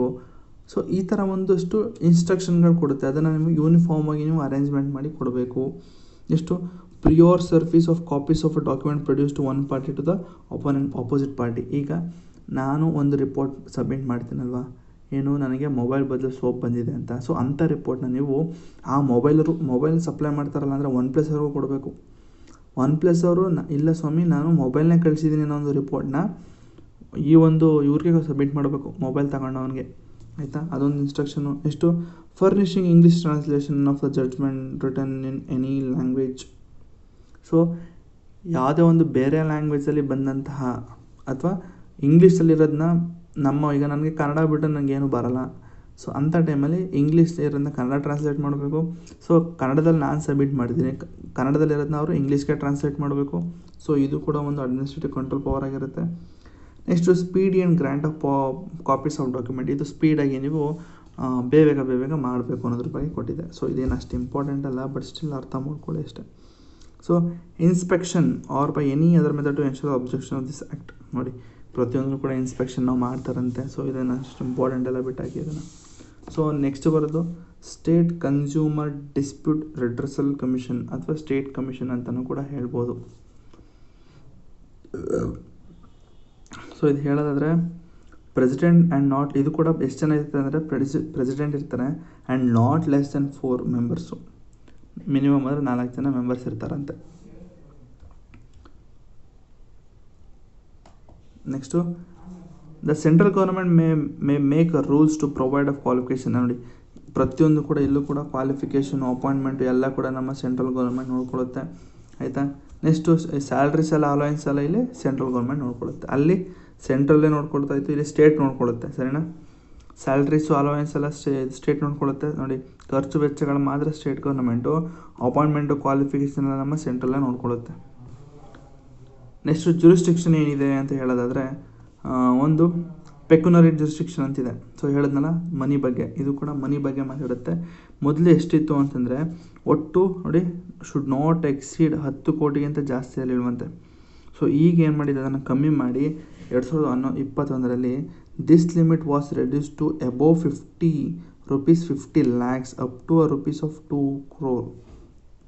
ನೋಡಿ 50 ಲಕ್ಷದಿಂದ 2 ಕೋಟಿಯಲ್ಲಿ ಏನೇ ಒಂದು ಸ್ಕ್ಯಾಮ್ ಆಗಿದ್ರು ಕೂಡ ನೀವು ಸ್ಟೇಟ್ ಕಮಿಷನ್ಗೆ ಬಂದು ಸಬ್ಮಿಟ್ ಮಾಡಬಹುದು. ಸೊ ಇಲ್ಲಿ ಏನಾಗಿತ್ತು ಅಂತಂದರೆ exceed rupees 1 crore but does not exceed 10 crores. 1 ಕೋಟಿಯಿಂದ 10 ಕೋಟಿ ಗಂಟ ಮೊದಲಿತ್ತು. ಇಲ್ಲಿ 1 ಕೋಟಿಯಿಂದ 10 ಕೋಟಿ ಇತ್ತು. ಬಟ್ ಇಲ್ಲಿ 50 ಲಕ್ಷದಿಂದ 2 ಕೋಟಿ ಗಂಟ ಏನೇ ನಿಮಗೆ ಇದಾಯಿತು ಅಂತಂದರೆ ನೀವು ಇಲ್ಲಿ ಕೇಸನ್ನು ಹಾಕ್ಬೋದು. ನೆಕ್ಸ್ಟ್ ಆಪರೇಟ್ ಜುರಿಸ್ಡಿಕ್ಷನ್ ಅಂದರೆ ಅಪೀಲ್ ಮಾಡ್ಬೋದು. ಇಲ್ಲೂ ಕೂಡ ಅಪೀಲ್ ಮಾಡ್ಬೋದಂತೆ. ಅಲ್ಲಿ 30 days ಇತ್ತು, ಬಟ್ ಇಲ್ಲಿ 50 days ಇರುತ್ತೆ. ಅಕಸ್ಮಾತ್ ನಿಮಗೆ ಡಿಸ್ಟ್ರಿಕ್ಟ್ ಕಮಿಷನಿಂದ ನಿಮಗೆ ನ್ಯಾಯ ಅಂತ ಸಿಕ್ಕಲಿಲ್ಲ ಅಂತಂದರೆ ನೀವು ಡಿಸ್ಟ್ರಿಕ್ಟ್ ಕಮಿಷನಿಂದ ಸ್ಟೇಟ್ ಕಮಿಷನ್ಗೆ ಬಂದು ನೀವು ಒಂದು ಅಪೀಲ್ನ ಮಾಡಬಹುದು. ಯಾವಾಗ 45 ದಿನದ ಒಳಗಡೆ 45 ದಿನದ ಒಳಗಡೆ. ಸೊ 45 ದಿನ ಆದರೂ ಕೂಡ ಈ ಒಂದು ಅಪೀಲ್ನ ಸಬ್ಮಿಟ್ ಮಾಡಿಕೊಳ್ಳುತ್ತೆ ಸ್ಟೇಟ್ ಕಮಿಷನು. ಯಾವಾಗ ಅಂತಂದರೆ ನಿಮಗೆ ಆ ಒಂದು ಸಂದರ್ಭಗಳಂಗಿರಬೇಕು. ಹೇಳಿದ್ನಲ್ಲ, ಕಾಲು ಮುರಿದೋಗಿರೋದು, ಹಾರ್ಟ್ ಅಟ್ಯಾಕು, ಕೋಮಾ. ಸೊ ಇಂಥ ಟೈಮಲ್ಲಿ ಮಾಡಬಹುದಂತೆ. ಅಂದರೆ ಅಪೀಲ್ನ ಅಕ್ಸೆಪ್ಟ್ ಮಾಡುತ್ತೆ 45 ದಿನ ಆಗಿದ್ರೂ ಕೂಡ. ನೆಕ್ಸ್ಟು ರಿವಿಷನಲ್ ಜುರಿಸ್ಡಿಕ್ಷನ್ ಅಂದರೆ ಹೇಳಿದ್ದೆ, ಮತ್ತೆ ಹೇಳೋದು ಬೇಡ ಏನು ಅಂತ ಹೇಳ್ಬಿಡಲ್ಲ ಆದ್ರೂ. So okay. Call for the records and pass appropriate order in any consumer dispute which is pending before it is decided by the district commission with in which district commission. ನೋಡಿ, ಈ ಸ್ಟೇಟ್ ಕಮಿಷನು ಡಿಸ್ಟ್ರಿಕ್ಟ್ ಕಮಿಷನಲ್ಲಿ ಬಂದಂತಹ ಕೆಲವೊಂದು ಆರ್ಡರ್ಗಳನ್ನ ಇದು revision ಮಾಡುತ್ತೆ. ನೋಡಪ್ಪ, ನೀನು ಕೊಟ್ಟಿರೋದು ಯಾಕೋ ನಂಗೆ ಸರಿ ಅನ್ನಿಸ್ತಾ ಇಲ್ಲ, ಇದು ಅಪೀಲಲ್ಲ, ಇದು ಅದೇ ತಗೊಳುತ್ತೆ ಸ್ಟೇಟ್ ಕಮಿಷನ್ನೇ. ಅವರು ಕೊಟ್ಟಂತಹ ಕೆಲವೊಂದು ಜಡ್ಜ್ಮೆಂಟ್ಗಳನ್ನ ಅದು ವಾಪಸ್ ಕರೆಸಿ, ನೋಡಪ್ಪ ಡಿಸ್ಟ್ರಿಕ್ಟ್ ಕಮಿಷನ್, ನೀನು ಕೊಟ್ಟಿದ್ದಂತಹ ಕೆಲವೊಂದು ಜಡ್ಜ್ಮೆಂಟ್ ಯಾಕೋ ಸರಿ ಇಲ್ಲ. ಯಾಕೆ ಅಂತಿದ್ರೆ ನಿನ್ನ ಒಂದು ಏನು ಜಡ್ಜ್ಮೆಂಟ್ ಇದೆ ಇದು ನಿನ್ನ ಒಂದು ಜುರಿಸ್ಡಿಕ್ಷನ್ಗೆ ಬರೋದಿಲ್ಲ. ಸೊ ನಿನಗೆ ಅಷ್ಟೊಂದು ಪವರ್ ಇಲ್ಲ. ನಿನಗೆ ಆ ಪವರ್ ಇಲ್ಲದೇ ಇದ್ರೂ ಕೂಡ ನೀನು ಆ ಒಂದು ಜಡ್ಜ್ಮೆಂಟ್ನ ಕೊಟ್ಟಿದ್ದೀಯ.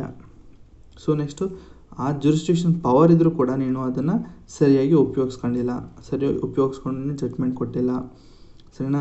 ಅಕಸ್ಮಾತ್ ಆ ಜಡ್ಜ್ಮೆಂಟ್ ಅಥವಾ ಜುರಿಸ್ಡಿಕ್ಷನ್ ನಿನಗೆ ಇಲ್ಲೀಗಲ್ ಅನಿಸಿದ್ರೆ, ನನಗೆ ಇಲ್ಲೀಗಲ್ ಅನಿಸ್ತು ಅಂತಂದರೆ, ನಿನಗೆ ಇಲ್ಲೀಗಲ್ ಅಂತ ಗೊತ್ತಿದ್ರು ಕೂಡ ನೀನು ಒಂದು ಜಡ್ಜ್ಮೆಂಟ್ ಕೊಟ್ಟಿದ್ದೆ ಅಂಥದ್ದನ್ನು ನಾನು ರಿವೈಸ್ ಮಾಡ್ತೀನಿ, ಹೊಸದಾಗಿ ನಾನು ರೀಇನ್ವೆಸ್ಟಿಗೇಟ್ ಮಾಡಿಸಿ ನಾನು ಕೊಡ್ತೀನಿ ಅಂತ ಅಂದ್ಬಿಟ್ಟು ನಮ್ಮ ಯಾವುದೋ ಸ್ಟೇಟ್ ಕಮಿಷನ್ ಇಸ್ಕೊಳ್ಳುತ್ತಂತೆ. ಆಯಿತಾ? ನೆಕ್ಸ್ಟು ಹೇಳೋದಾದ್ರೆ ಅದರ್ ಪವರ್ಸ್ ಏನಿದೆ ಸ್ಟೇಟ್ ಕಮಿಷನ್ಗೆ ಅಂತ ಹೇಳೋದಾದ್ರೆ, ಇದು ಕೂಡ ಡಿಕ್ಲೇರ್. ನೋಡಿ, ಇಟ್ ಮೇ ಡಿಕ್ಲೇರ್ ನಲ್ ಆ್ಯಂಡ್ ವೈಡ್. ಯಾವುದೇ ಕೂಡ ಒಂದು ಕಾಂಟ್ರಾಕ್ಟ್ಗಳಿತ್ತು ಅಂತಂದರೆ, ಸ್ಕ್ಯಾಮ್ ಆಯಿತು ಅಂದರೆ ಆ ಒಂದು ಗಿಲ್ಟಿ ಅಂತ ಫೀಲ್ ಆಯಿತು ಅಂದರೆ ಆ ಕಾಂಟ್ರಾಕ್ಟ್ಗಳನ್ನ ಕ್ಯಾನ್ಸಲ್ ಮಾಡ್ತಾರಂತೆ. ನೆಕ್ಸ್ಟು ಅಕಸ್ಮಾತ್ ಅದೇ ಕೊಟ್ಟಂಥ ಕೆಲವೊಂದು ಜಡ್ಜ್ಮೆಂಟ್ಗಳನ್ನ ರಿವ್ಯೂ ಮಾಡುತ್ತಂತೆ. ಯಾಕೆಂದರೆ ಕೆಲವೊಂದು ಎರರ್ಗಳಿತ್ತು ಅಂತಂದರೆ ಆ ಒಂದು ಜಡ್ಜ್ಮೆಂಟ್ಗಳನ್ನ ರಿವ್ಯೂ ಮಾಡುತ್ತೆ. ನೆಕ್ಸ್ಟು ಅದು 3 ದಿನದ ಒಳಗಡೆ ಆಗಬೇಕು. ರಿವ್ಯೂ ಪಿಟಿಷನ್ ಅಂತೇನೋ ಹಾಕ್ತಾರೆ ನೋಡಿ. ಸೊ ಅದೊಂದು. Next the state commission may transfer any complaint. ನೋಡಿ, ಒಂದು ಡಿಸ್ಟಿಕ್ಕಿಂದ ಇನ್ನೊಂದು ಡಿಸ್ಟಿಕ್ಗೆ ಸ್ಟೇಟ್ ಕಮಿಷನ್ನು ಟ್ರಾನ್ಸ್ಫರ್ ಮಾಡ್ಬೋದು. ಜೊತೆಗೆ ಅಷ್ಟೇನೇನಿಲ್ಲ. Next administrative controls over the district commission within the jurisdiction. So state ಕಮಿಷನ್ನು ಕಂಪ್ಲೀಟಾಗಿ ಒಂದಷ್ಟು ಡಿಸ್ಟ್ರಿಕ್ಟ್ ಕಮಿಷನ್ಗಳನ್ನ ನೋಡ್ಕೊಳ್ತಾ ಇರುತ್ತೆ. ಅದು ಕೂಡ ಅಡ್ಮಿನಿಸ್ಟ್ರೇಟಿವ್ ಪವರ್ಗಳಿದ್ದಾವೆ. ಸೊ ನೆಕ್ಸ್ಟ್ ಬಂದು district consumer disputes, last topic ಇದು. ಸೊ ಇದಕ್ಕೂ ಕೂಡ ಪ್ರೆಸಿಡೆಂಟ್ ಇರ್ತಾರೆ, ಬಟ್ ನಾಟ್ ಲೆಸ್ ದ್ಯಾನ್ 2. ನೋಡಿ, ಇಲ್ಲಿ ಪ್ರೆಸಿಡೆಂಟು ಪ್ಲಸ್ 2 ಮೆಂಬರ್ಸ್ ಇರಬೇಕು. Next central government qualification appointment ಎಲ್ಲ ಕೂಡ ಸೆಂಟ್ರಲ್ ಗೌರ್ಮೆಂಟ್ ನೋಡ್ಕೊಳ್ಳುತ್ತೆ. ಇಲ್ಲಿ ಸ್ಯಾಲ್ರೀಸ್ ಮತ್ತು ಅಲೋಯನ್ಸ್ ಮಾತ್ರ ಸ್ಟೇಟ್ ಗೌರ್ಮೆಂಟ್ ನೋಡ್ಕೊಳ್ಳುತ್ತೆ. If there is a vacancies of the office of the president and the member for district commission then the state government may direct. ನೋಡಿ, ಅಕಸ್ಮಾತ್ ಏನಾದರೂ ಆಫೀಸಲ್ಲಿ ಯಾರೂ ಮೆಂಬರ್ಸ್ ಇಲ್ಲ, ಖಾಲಿ ಇದೆ, ಅಕಸ್ಮಾತ್ ಹೊಸ್ದಾಗಿ ಎಕ್ಸಾಮ್ ಬರೆದು ಇದು ಮಾಡಬೇಕು, ಆ ಥರ ಏನಿಲ್ಲ. ಸೊ ಅಕಸ್ಮಾತ್ ಆಫೀಸಲ್ಲಿ ಯಾರು ಪ್ರೆಸಿಡೆಂಟ್ ಅಥವಾ ಮೆಂಬರ್ಸ್ ಇಲ್ಲ ಅಂತಂದರೆ, ಇನ್ನೂ ಯಾರು ಅಪಾಯಿಂಟ್ ಮಾಡಿಲ್ಲ ಅಂತಂದರೆ, ಸ್ಟೇಟ್ ಗೌರ್ಮೆಂಟ್ ಏನು ಮಾಡುತ್ತೆ ಅಂತಂದರೆ, ಬೇರೆ ಒಂದು ಡಿಸ್ಟಿಕ್ಕಲ್ಲಿರೋರನ್ನ, ಅಂದರೆ ಈಗ ಮೈಸೂರಿಲ್ಲ ಅಂತ ತಿಳ್ಕೊಳ್ಳಿ. ಮೈಸೂರಿಲ್ಲ ಅಂತಂದಾಗ ಚಾಮರಾಜನಗರದ ಒಂದು ಡಿಸ್ಟ್ರಿಕ್ಟ್ ಕಮಿಷನ್ ಏನಿದೆಯಲ್ಲ ಅದಕ್ಕೆ ಪವರ್ ಕೊಡುತ್ತೆ. ನೋಡಿ, ಚಾಮರಾಜನಗರದ ಡಿಸ್ಟ್ರಿಕ್ಟ್ ಕಮಿಷನ್ ಏನಿದೆ, ನೀವು ಮೈಸೂರಲ್ಲಿ ಒಂದು ಡಿಸ್ಟ್ರಿಕ್ಟ್ ಕಮಿಷನ್ಗೆ ಇನ್ನೂ ಯಾರು ಅಪಾಯಿಂಟ್ ಮಾಡಿಲ್ಲ. ಸೊ ಅಲ್ಲಿವರೆಗೂ ನಿಮ್ಮ ಒಂದು ಜುರಿಸ್ಡಿಕ್ಷನು ಚಾಮರಾಜನಗರ ಪ್ಲಸ್ ಮೈಸೂರು ಎರಡನ್ನೂ ಕೂಡ ಇನ್ಕ್ಲೂಡ್ ಮಾಡ್ಕೊಳ್ಳಿ. ಜೊತೆಗೆ ಅಲ್ಲಿದ್ದಂತಹ ಪ್ರೆಸಿಡೆಂಟ್ಗೂ ಮತ್ತು ಮೆಂಬರ್ಸ್ಗೂ ಹೇಳ್ತಾರೆ, ನೋಡಿ ಸರ್, ಮೈಸೂರನ್ನ ನಿಮ್ಮ ಒಂದು ಚಾಮರಾಜನಗರಕ್ಕೆ ಸೇರಿಸ್ಕೊಳ್ಳಿ, ಹೊಸದಾಗಿ ಅಪಾಯಿಂಟ್ ಆಗೋವರೆಗೂ ಕೂಡ ನೀವು ಸೇರಿಸ್ಕೊಳ್ಳಿ ಅಂತ ಸ್ಟೇಟ್ ಕಮಿಷನು ಹೇಳುತ್ತಂತೆ. ನೆಕ್ಸ್ಟ್ ಇದು ಜುರಿಸ್ಡಿಕ್ಷನ್ ಎಲ್ಲಿವರೆಗೂ ಇದೆ ಅಂತಂದರೆ, ಇದು ಮೊದಲು ಎಷ್ಟಿತ್ತು ಅಂತಂದರೆ 1 ಕೋಟಿಗಿಂತ ಜಾಸ್ತಿ ಇರಬಾರ್ದಾಗಿತ್ತಂತೆ. ಬಟ್ ಈಗ ಅದನ್ನು 50 ಲಕ್ಷಕ್ಕೆ ಇಳಿಸಿದ್ದಾರೆ. 50 ಲಕ್ಷ ಗಂಟ ಸ್ಕ್ಯಾಮ್ ಆಯಿತು ಅಂತಂದರೆ ನಿಮಗೆ ಈ ಒಂದು ಡಿಸ್ಟ್ರಿಕ್ಟ್ ಇದಕ್ಕೆ ಹೋಗಬಹುದು. So next the district commission shall have the power to review any order pass by there. ಅಕಸ್ಮಾತ್ ಏನಾದ್ರು ಯಾರು ಇತ್ತು ಅಂತಂದರೆ ಆ ಒಂದು ಡಿಸ್ಟ್ರಿಕ್ಟ್ ಕಮಿಷನ್ ಯಾವುದೇ ಒಂದು ಜಡ್ಜ್ಮೆಂಟ್ ಕೊಟ್ಟಿದ್ರು ಕೂಡ ಅದನ್ನು ರಿವ್ಯೂ ಮಾಡೋ ಒಂದು ತಾಕತ್ತು ಡಿಸ್ಟ್ರಿಕ್ಟ್ ಕಮಿಷನ್ಗೆ ಇರ್ತದೆ. ಸೊ ಎಲ್ಲದಕ್ಕೂ ಎಲ್ಲ ಕಮಿಷನ್ಗೂ ಇನ್ಕ್ಲೂಡಿಂಗ್ ನ್ಯಾಷನಲ್, ಸ್ಟೇಟ್, ಡಿಸ್ಟ್ರಿಕ್ಟ್ ಈ ಮೂರಕ್ಕೂ ಆ ಮೂರು ಕೊಟ್ಟಂತಹ ಒಂದು ಜಡ್ಜ್ಮೆಂಟ್ಗಳೇನಿದೆ ಅವ್ರು ಕೊಟ್ಟ ಜಡ್ಜ್ಮೆಂಟ್ಗಳನ್ನ ಅವರೇ ರಿವ್ಯೂ ಮಾಡ್ಬೋದಾಗಿದೆ ಅಷ್ಟೇ, ಇನ್ನೇನಿಲ್ಲ. ಇದನ್ನು 30 ದಿನದೊಳಗಡೆ ಇದನ್ನು ಮಾಡಬೇಕು ಜಡ್ಜ್ಮೆಂಟ್ ಆದಮೇಲೆ ಅಂತ ಇದೆ. ಸೊ ಅದಾದಮೇಲೆ ಇಲ್ಲಿದೆ ನೋಡಿ, 1986 ಪ್ರಕಾರ ಅಪ್ ಟು 20 ಲಕ್ಷ ಕಂಡಿತ್ತು ಡಿಸ್ಟ್ರಿಕ್ಟ್ ಕಮಿಷನು. 2019 ಅಪ್ ಟು 1 ಕೋಟಿ ಮಾಡಿದ್ರು. 2021 ಅದನ್ನು 50 ಲಕ್ಷ ಕಳಿಸಿದ್ರು. 50 ಲಕ್ಷ ಕಂಡು ಏನೇ ಆಯ್ತು ಅಂದರೆ ನೀವು ಡಿಸ್ಟ್ರಿಕ್ಟ್ ಹೋಗ್ಬೋದು. ಮೊದಲು 1 ಕೋಟಿಗೆ ಏನಾರು ಆಯಿತು ಅಂದರೆ ಡಿಸ್ಟ್ರಿಕ್ಟ್ ಹೋಗ್ಬೋದಿತ್ತು. ಮೊದಲು 20 ಲಕ್ಷ ಗಂಟೆ ಏನಾಯಿತು ಅಂದರೆ ಹೋಗ್ಬೋದಿತ್ತು. ಬಟ್ ಈಗ 50 ಲಕ್ಷ ಗಂಟೆ ಇದು ಮಾಡಿದ್ದಾರೆ. ಸೊ ಅದೇ ರೀತಿ ಸ್ಟೇಟ್ ಕಮಿಷನ್ನು ಮೊದಲು ಎಷ್ಟಿತ್ತು ಅಂದರೆ 20 ಲಕ್ಷದಿಂದ 1 ಕೋಟಿ ಇತ್ತು. 19ರಲ್ಲಿ 1 ಕೋಟಿಯಿಂದ 10 ಕೋಟಿ ಇತ್ತು. ಬಟ್ ಈಗ 2021 ಪ್ರಕಾರ 50 ಲಕ್ಷದಿಂದ 2 ಕೋಟಿ ಏನೇ ಆಯಿತು ಅಂದರೆ ನಿಮಗೆ ಸ್ಟೇಟ್ ಕಮಿಷನ್ಗೆ ಹೋಗ್ಬೋದು. ಈಗ ನಿಮಗೆ ಈಗ ಆ್ಯಕ್ಚುಲಿ ನಾನು 2 ಲಕ್ಷದ ಮೊಬೈಲ್ ತಗೊಳ್ದು ಅಂತಂದರೆ ಎಲ್ಲಿ ಹೋಗ್ತೀರ ಹೇಳಿ? ಏನಾದ್ರು ಸ್ಕ್ಯಾಮ್ ಆಯಿತು ಅಂತಂದರೆ ನೀವು ಹೋಗೋದೇ ಡಿಸ್ಟ್ರಿಕ್ಟ್ ಕಮಿಷನ್ಗೆ. ಸೊ ಅಲ್ಲಿಂದ ನಿಮಗೆ ನ್ಯಾಯ ಒದಗಲಿಲ್ಲ ಅಂದರೆ ಸ್ಟೇಟ್ಗೆ ಹೋಗ್ತೀರಾ, ಸ್ಟೇಟಿಂದ ನ್ಯಾಷನಲ್ಗೆ ಹೋಗ್ತೀರಾ, ನ್ಯಾಷನಲ್ ನಿಮಗೆ ನ್ಯಾಯ ಒದಗಲಿಲ್ಲ ಅಂತ ನೀವು ಸುಪ್ರೀಂ ಕೋರ್ಟ್ ಹೋಗ್ತೀರಾ, ಆಯಿತಾ? ಸೊ ನೀವು ನ್ಯಾಷನಲ್ ಕಮಿಷನ್ ಹೇಳೋದಾದರೆ ಮೊದಲು 1 ಕೋಟಿ ಗಂಟಿತ್ತು. 2019ರಲ್ಲಿ 10 ಕೋಟಿಗೆ ತಂದರು. 2021ರಲ್ಲಿ ಇದನ್ನು 2 ಕೋಟಿ ಗಂಟೆ ಇಳಿಸ್ತಾರೆ. 2 ಕೋಟಿ ಮೇಲೆ ನಿಮ್ಗೆ ಏನೇ ಆದರೂ ಕೂಡ ಈ ಒಂದು ನ್ಯಾಷನಲ್ ಕಮಿಷನ್ಗೆ ನೀವು ಕೇಸ್ ಹಾಕ್ಬೋದಾಗಿದೆ. ಸೊ ಇಷ್ಟು ಬಂದು ನಿಮ್ಮ ಕನ್ಸ್ಯೂಮರ್ ಕಮಿಷನ್ ಆಗಿದೆ. ಸ್ವಲ್ಪ boring subject, but still it's important ಅಂತ ಹೇಳ್ತಾ, ಇನ್ನು ಯಾರೋ ಹೊಡೆದಿಲ್ಲ ಅಂದರೆ ಬೇಗ ಸಬ್ಸ್ಕ್ರೈಬ್ ಹೊಡೀರಿ, ಆಯಿತಾ? ಟೆಲಿಗ್ರಾಮ್ ಕೂಡ ಜಾಯ್ನ್ ಆಗಿ. ಇನ್ನು ಯಾರು ಸಮ್ಮರಿ ಶೀಟ್ಗಳು ಯಾರು ತೊಗೊಂಡಿಲ್ಲ ಅಂತಂದರೆ ಬೇಗ ತೊಗೊಳ್ಳಿ. ಇನ್ನೇನು 1 ತಿಂಗಳಿದೆ ಎಕ್ಸಾಮು, KS ಎಕ್ಸಾಮು, UPSCಗೆ ಒಂದು 3 ತಿಂಗಳು 4 ತಿಂಗಳಿದೆ, ಇನ್ನೇನು ಬಂದ್ಬಿಡ್ತು. ಸೊ ಬೇಗ ರಿವಿಷನ್ ಹೊಡಿಯೋದಕ್ಕೆ ರಿವಿಷನ್ ಬುಕ್ ಬೇಕಲೇಬೇಕು. ಇಲ್ಲ ನಾನು ಬರಿತೀನಿ ರಿವಿಷನ್ ಅಂದರೆ ರಿವಿಷನ್ ಬುಕ್ ನೀವೇ ಬರ್ಕೊಳ್ತೀನಿ ಅಂದರೆ ಇನ್ನೂ ಒಳ್ಳೆಯದು, ಬರ್ಕೊಳ್ಳಿ. ಬಟ್ ನಿಮಗೆ ಟೈಮ್ ಉಳಿಕೆ ಆಗಲಿ ಅನ್ನೋದಕ್ಕೋಸ್ಕರ ಸಮ್ಮರ್ ಶೀಟ್ ತೊಗೊಳ್ಳಿ ಅಂತ ಹೇಳ್ತಾ ಇದ್ದೀನಿ. ಓಕೆ, ಬೇಗ ಸಬ್ಸ್ಕ್ರೈಬ್ ಮಾಡ್ಕೊಳ್ಳಿ. ಬೇರೆ ಸೀರೀಸ್ಗಳು ಬರ್ತಾ ಇರುತ್ತೆ. ಸೊ ನೋಟಿಫಿಕೇಷನ್ ಗೊತ್ತಾಗುತ್ತೆ ನಿಮಗೆ, ಅದಕ್ಕೋಸ್ಕರ ಅಷ್ಟೇ. Okay, thank you.